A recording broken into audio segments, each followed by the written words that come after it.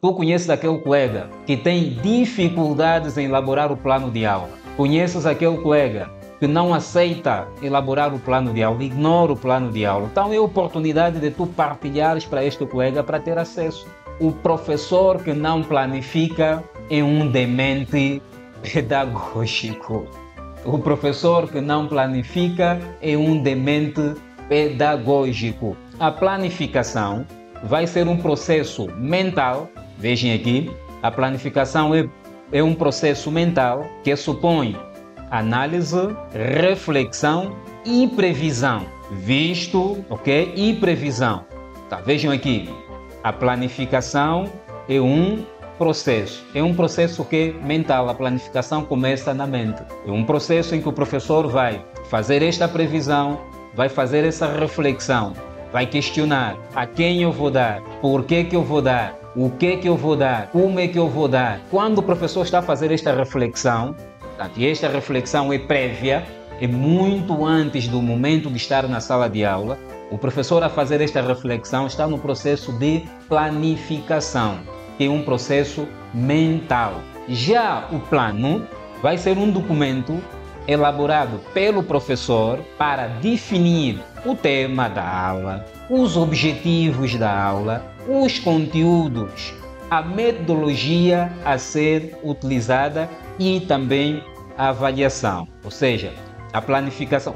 Depois de nós passarmos o processo mental, depois de nós analisarmos e refletirmos, quando passarmos este resumo em papel, aí já estamos a elaborar o plano. O professor que não planifica é um demente pedagógico.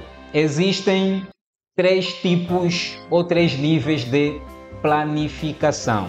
Primeira planificação, que é a planificação do sistema educacional. Segundo, a planificação curricular. E por último, a planificação de ensino. Depois vou explicar assim, passo a passo. A planificação do sistema educacional é aquela planificação a longo prazo. E esta planificação é da responsabilidade do executivo, é da responsabilidade do Ministério da Educação e os seus gabinetes que o assessoram. Portanto, é este gabinete responsável em pensar, em traçar o tipo de educação que se quer. Depois, a partir do plano do sistema ou da planificação do sistema educacional, traça-se a planificação curricular. Destes currículos vão prever o quê? Portanto, dos currículos vai se prever o quê?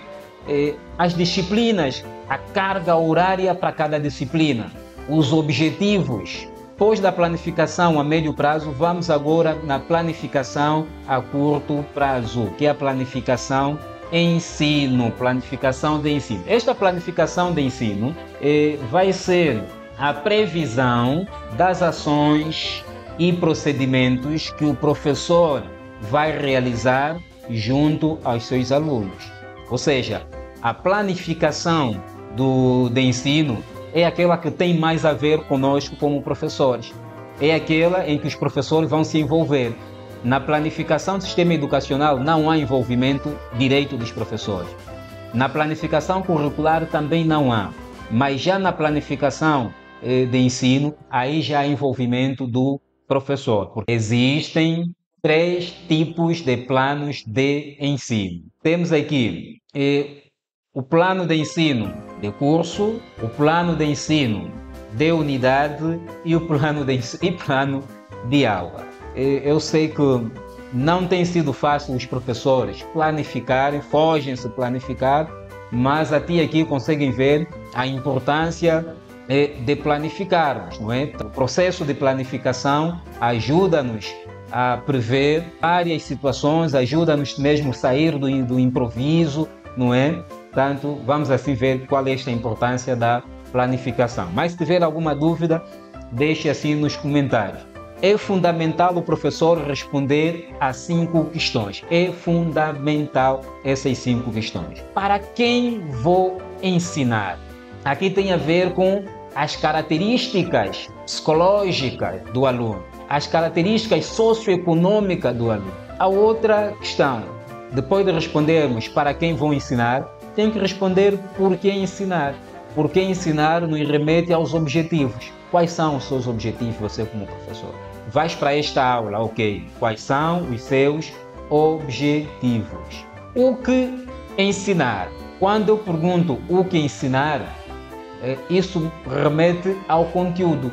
Que conteúdo vou dar, vou transmitir para os meus alunos?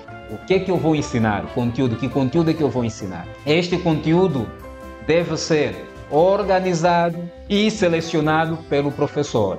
A outra questão que o professor deve responder: como ensinar? Essa questão nos remete aos métodos e técnicas de ensino. Eu tenho objetivos, tenho conteúdo, agora como é que eu vou ensinar? De que forma é que eu vou fazer chegar esse conteúdo? Não deve se manter refém a uma única técnica ou método de ensino. A riqueza de uma aula está na diversificação dos métodos. A outra questão que o professor deve responder é como verificar a aprendizagem. Como é que se verifica? Como é que eu vou verificar? Aí tem a ver com avaliação. Todo o processo de ensino e aprendizagem deve passar por uma avaliação. E no canal também já falamos sobre avaliação, desde a sua modalidade.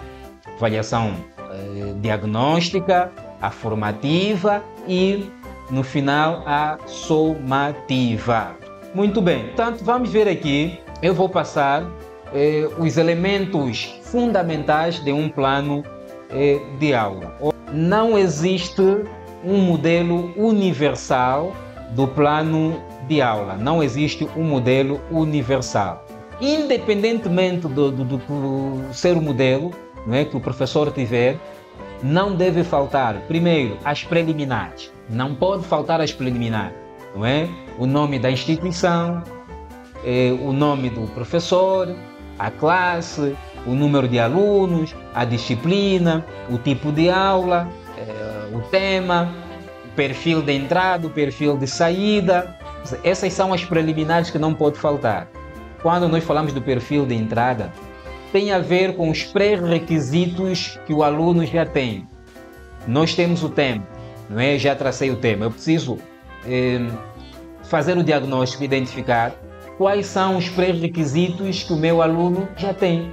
O que o meu aluno já sabe? No perfil de entrada eu podia dizer: os alunos já têm algumas noções sobre as plantas a partir das suas experiências. Tem alguma noção. Agora, dessa noção eu vou trabalhar, não é, para que no final o aluno já não tenha simplesmente a noção. O aluno tem que conhecer o que é a planta, as partes que constituem a planta, tem que conhecer já isso. Este é o perfil de entrada. No perfil de saída, vai ser aquilo que o aluno, a previsão, eu vou prever, no final da minha aula, o meu aluno vai ser capaz de quê? Conhecendo o conceito das plantas, saberá conservar as plantas existentes na sua comunidade, por exemplo.